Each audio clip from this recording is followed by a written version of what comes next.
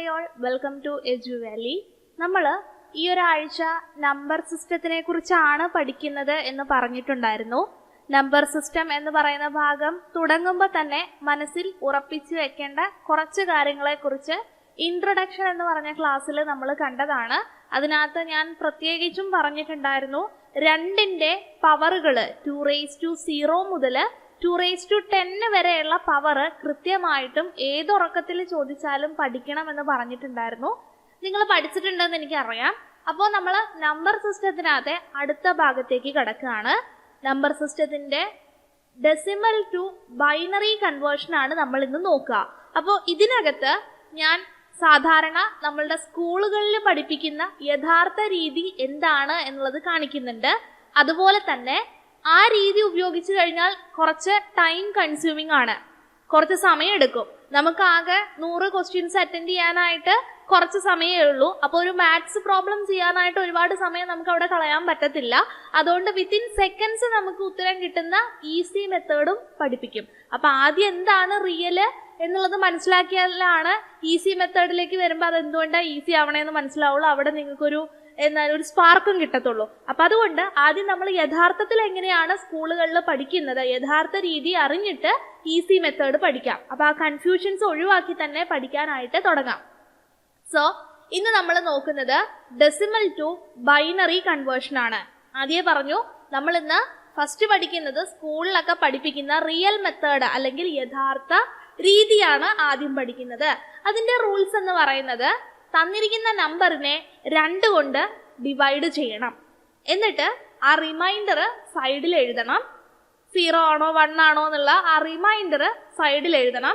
ഈ സ്റ്റെപ്പ് ഇങ്ങനെ continue ചെയ്തുകൊണ്ടേയിരിക്കണം until quotient 0 ആവുന്നത് വരെ ഈ സ്റ്റെപ്പുകൾ കണ്ടിന്യൂ ചെയ്തുകൊണ്ടിരിക്കണം. എന്നിട്ട് ഈ റിമൈൻഡേഴ്സ് നമ്മളിങ്ങനെ സൈഡിൽ എഴുതി വെച്ചിട്ടുണ്ടല്ലോ, അതിനെന്ത് ചെയ്യണം, റിവേഴ്സ് ആക്കിയിട്ട് കണക്ട് ചെയ്യണം അല്ലെങ്കിൽ കളക്ട് ചെയ്യണം.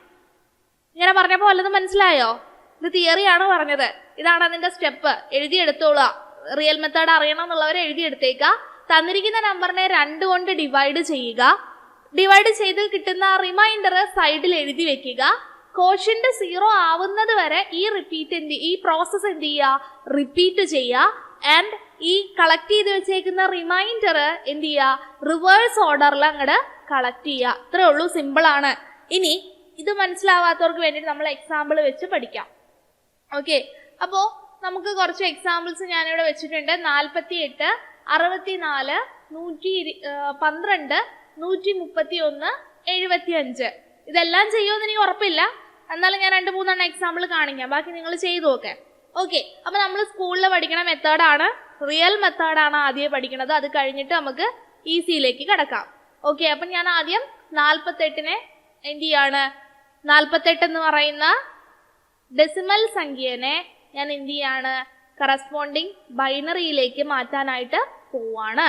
അപ്പോ എന്താ പറഞ്ഞേക്കണേ, തന്നിരിക്കുന്ന സംഖ്യയെ 2 കൊണ്ട് ഹരിക്കണം. അപ്പൊ 42നെ 2 കൊണ്ട് ഹരിക്കുകയാണ്. ഇങ്ങനെയുള്ള ഹരണാട്ടോ അവിടെ നടത്തണത്, എന്നാലാണ് നമുക്ക് റിമൈൻഡർ കളക്ട് ചെയ്യാൻ പറ്റുള്ളൂ. അപ്പൊ ഇങ്ങനെ ഇട്ട് ഹരിച്ചു.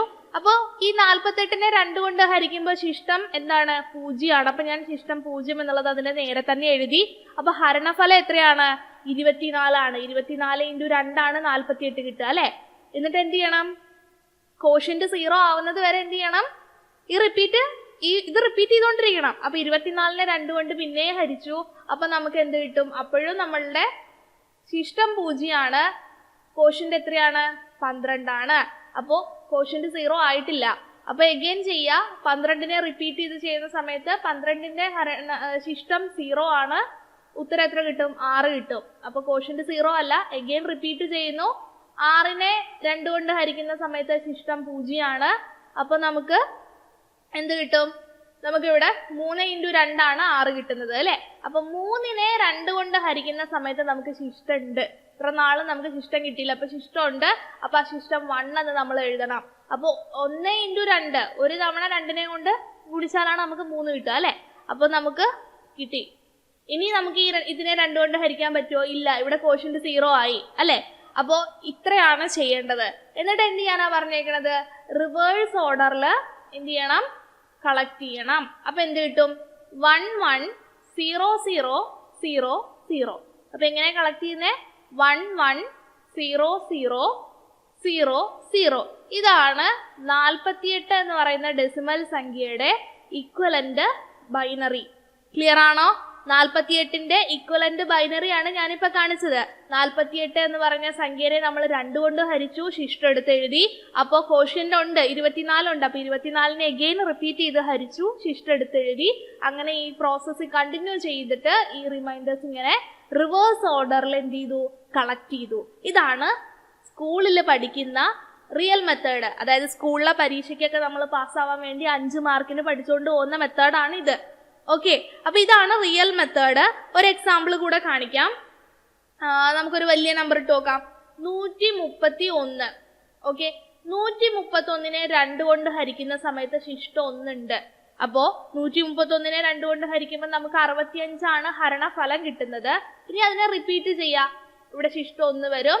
65നെ 2 കൊണ്ട് ഹരിക്കുമ്പോൾ 32 കിട്ടും. 32നെ 2 കൊണ്ട് ഹരിക്കുന്ന സമയത്ത് ശിഷ്ടം 0 ഉത്തരം എന്ത് കിട്ടും? 16 എന്ന് കിട്ടും. 16നെ 2 കൊണ്ട് ഹരിക്കുന്ന സമയത്ത് ശിഷ്ടം 0 ഹരണഫലം എന്ത് കിട്ടും? 8 കിട്ടും. 8നെ 2 കൊണ്ട് ഹരിക്കുന്ന സമയത്ത് ഹരണഫലം 0 4 എന്ന് കിട്ടും. 4നെ 2 കൊണ്ട് ഹരിക്കുന്ന സമയത്തും ശിഷ്ടം 0 ഹരണഫലം 2 എന്ന് കിട്ടും. 2നെ 2 കൊണ്ട് ഹരിക്കുന്ന സമയത്ത് ശിഷ്ടം 0 ഹരണഫലം 1 എന്ന് കിട്ടും. ഇനി പോവാൻ പറ്റത്തില്ലല്ലോ, 1നെ 2 കൊണ്ട് ഹരിക്കാൻ പറ്റത്തില്ല. സോ കോഷ്യന്റ് 0 ആയി. അപ്പോ ഇനി ഇവിടെ എന്താ ചെയ്യേണ്ടത്? ഇത് റിവേഴ്സ് ഓർഡറിൽ കളക്ട് ചെയ്യണം. അപ്പൊ എന്ത് കിട്ടും? 1 0 0 0 0 0 1 2 3 4 5 1 2 3 4 5 1 1. അപ്പൊ ഇതാണ് 131 എന്ന് പറയുന്ന ഡെസിമൽ സംഖ്യയുടെ ഇക്വലന്റ് ബൈനറി. ക്ലിയർ ആണല്ലോ? ഇനി ഇതുപോലെ അടുത്തൊരു എക്സാമ്പിൾ നോക്കാം. 64നെ ചെയ്യാം. 64നെ 2 കൊണ്ട് ഹരിച്ച സമയത്ത് ശിഷ്ടം 0 ആൻസർ എന്ത് കിട്ടും? 32 എന്ന് കിട്ടും. 32നെ 2 കൊണ്ട് ഹരിക്കുന്ന സമയത്ത് ശിഷ്ടം 0 നമുക്ക് 16 എന്ന് കിട്ടും. എഗെയിൻ റിപ്പീറ്റ് ചെയ്യുന്നു, ശിഷ്ടം 0 8 എന്ന് കിട്ടും. എഗെയിൻ റിപ്പീറ്റ് ചെയ്യുന്നു, ശിഷ്ടം 0 4 എന്ന് കിട്ടും. എഗെയിൻ റിപ്പീറ്റ് ചെയ്യുന്നു, ശിഷ്ടം 0 2 എന്ന് കിട്ടും. എഗെയിൻ റിപ്പീറ്റ് ചെയ്യുന്നു, ശിഷ്ടം 0 1 എന്ന് കിട്ടും. അപ്പൊ 64നെ നമ്മൾ 2 കൊണ്ട് ഹരിക്കുന്ന സമയത്ത് നമുക്ക് കിട്ടുന്നത് എന്താ? 1 0 0 0 0 0 0. ഓക്കെ, 1 0 0 0 0 0 0. ഇതാണ് 64ന് ഇക്വലന്റ് ആയിട്ടുള്ള ബൈനറി. ക്ലിയർ? ഇങ്ങനെയാണ് സ്കൂളിൽ പഠിക്കുന്നത്. അടുത്തത് എന്താ? 75. 75നെ 2 കൊണ്ട് ഹരിച്ചാൽ നമുക്ക് ശിഷ്ടം 1 ആൻസർ എന്ത് കിട്ടും? 37 എന്ന് കിട്ടും അല്ലെ. 37 × 2 ചെയ്യുന്ന സമയത്ത് 74 കിട്ടുക. അപ്പൊ ശിഷ്ടം 1 വരും. ഇനി 37നെ 2 കൊണ്ട് ഹരിച്ചാൽ ശിഷ്ടം 1 ഉണ്ട്. ഇവിടെ ഉത്തരം എന്ത് കിട്ടും? 18 എന്ന് കിട്ടും. 18 × 2 36. അപ്പൊ ശിഷ്ടം 1 അല്ലെ. ഹരിക്കാൻ അറിയാലോ. ദെൻ 2 18നെ 2 കൊണ്ട് ഹരിക്കുന്ന സമയത്ത് ശിഷ്ടം 0 ഉത്തരം 9 എന്ന് കിട്ടും. 9നെ 2 കൊണ്ട് ഹരിക്കുന്ന സമയത്ത് ശിഷ്ടം 1 ഉത്തരം എന്ത് കിട്ടും? 4 എന്ന് കിട്ടും. ഹരണഫലം 4 എന്ന് കിട്ടും. ഇനി 4നെ 2 കൊണ്ട് ഹരിക്കുന്ന സമയത്ത് ശിഷ്ടം 0 ഉത്തരം 2 എന്ന് കിട്ടും. 2നെ 2 കൊണ്ട് ഹരിക്കുമ്പോൾ അപ്പൊ നമുക്ക് കിട്ടുന്ന എന്താ? 1 0 0 1 0 1 1. 75ന്റെ കറസ്പോണ്ടിങ് ബൈനറി ആണ് പറഞ്ഞത്. അപ്പൊ ഞാൻ ഇവിടെ കാണിക്കാം. 48 എന്ന് പറയുന്ന സംഖ്യയെ നമ്മൾ കറസ്പോണ്ടിങ് ബൈനറി ആയിട്ട് എഴുതിയപ്പോ നമുക്ക് എത്രയാ കിട്ടിയത്? 48ന്റെ ബൈനറി എത്രയാ കിട്ടിയ ഓർക്കുന്നുണ്ടോ? എഴുതി വെച്ചോ. എത്രയാ? 1 1 0 0 0 0 അല്ലെ. 1 1 0 0 0 0. ഇതാണ് നമുക്ക് 48ന്റെ ബൈനറി ആയിട്ട് കിട്ടിയത്. 64 ആയിരുന്ന സമയത്ത് 64ന്റെ ഇക്വലന്റ് ബൈനറി എത്രയാ നമുക്ക് കിട്ടിയത്? പറഞ്ഞേ. 1 0 0 0 0 0 0. ഇങ്ങനെയാണ് 64ന്റെ ബൈനറി നമുക്ക് കിട്ടിയത്. അപ്പോ 131ന്റെ ബൈനറി എത്രയാ കിട്ടിയത്? 131ന്റെ ബൈനറി എത്രയാ കിട്ടിയത്? 1 0 0 0 0 0 1 1. ഇതാണ് 131ന്റെ ബൈനറി കിട്ടിയത്. 75ന്റെ ബൈനറി എത്രയാ കിട്ടിയത്? 75ന്റെ എത്രയാ കിട്ടിയത്?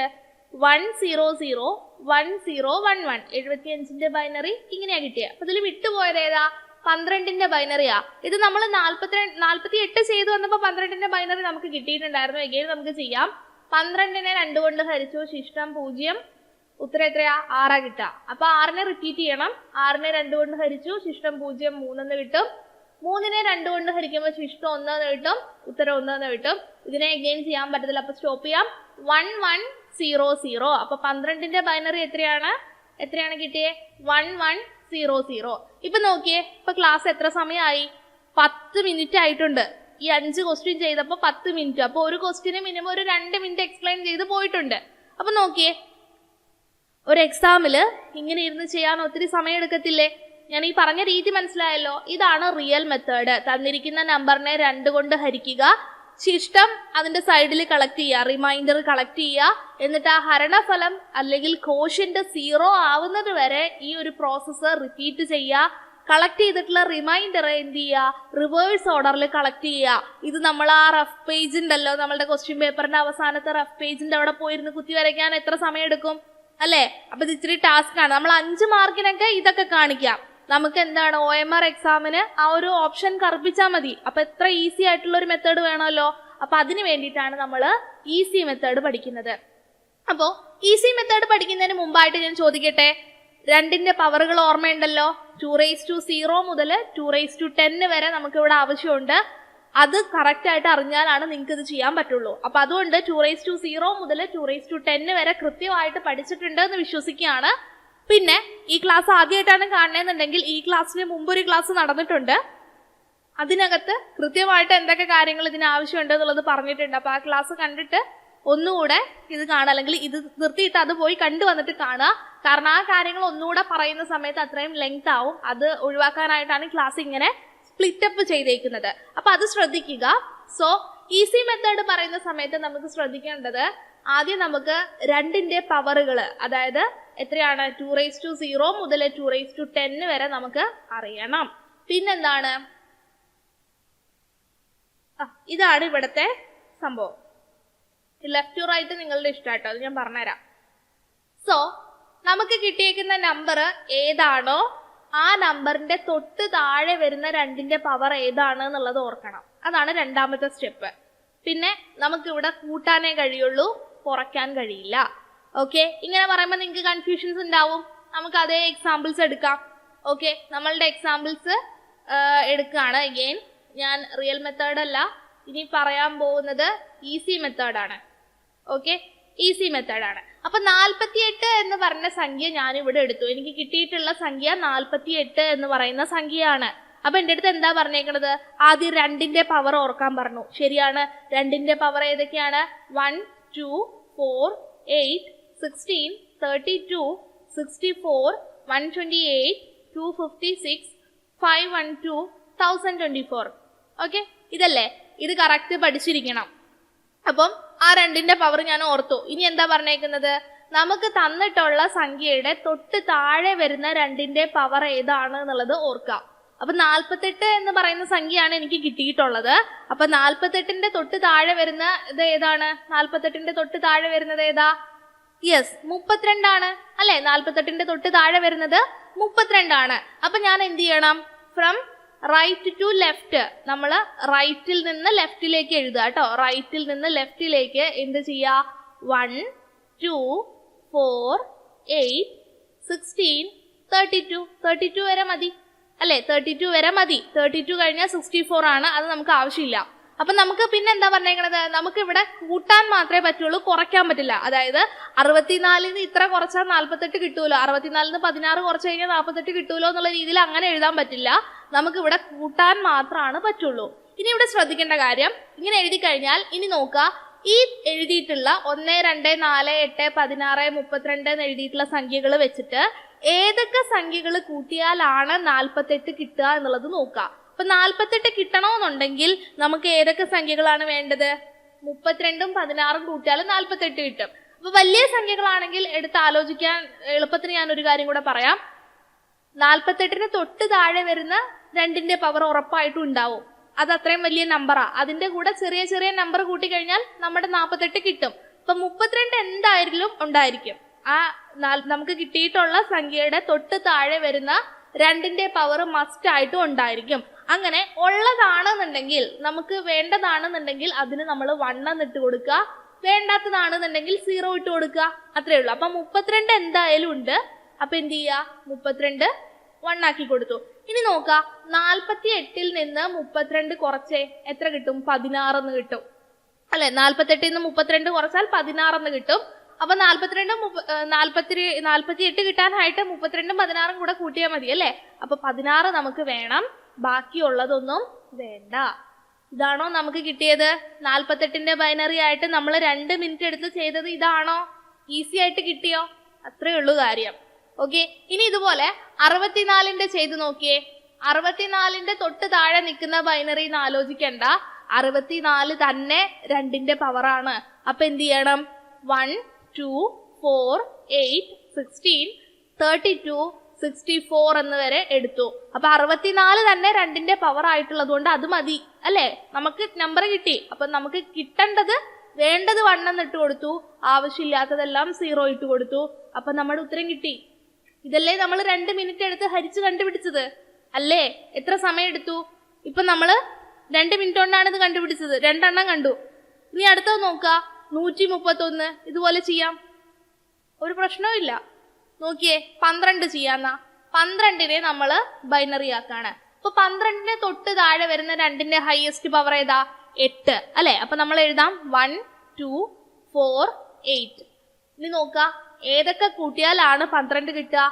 8 എന്തായാലും വരും അല്ലെ. 8 എന്തായാലും ഉണ്ട് അല്ലെ. ഇനി ഏതൊക്കെ കൂട്ടണം? 8ഉം 4ഉം കൂടെ കൂട്ടിയാൽ 12 ആയി. അപ്പോ 8ഉം 4ഉം ഉണ്ട്, ബാക്കിയുള്ളതൊന്നും വേണ്ട. നമുക്ക് ഇത് തന്നെയല്ലേ ഹരിച്ചപ്പോ കിട്ടിയത്? 1 1 0 0 അല്ലെ. കിട്ടിയില്ലേ? എളുപ്പം. ഇനി അടുത്തത് നോക്ക, 131. വലിയ നമ്പർ അല്ലേ 131. പേടിക്കണ്ട, സിമ്പിൾ ആയിട്ട് ഉത്തരം കിട്ടും.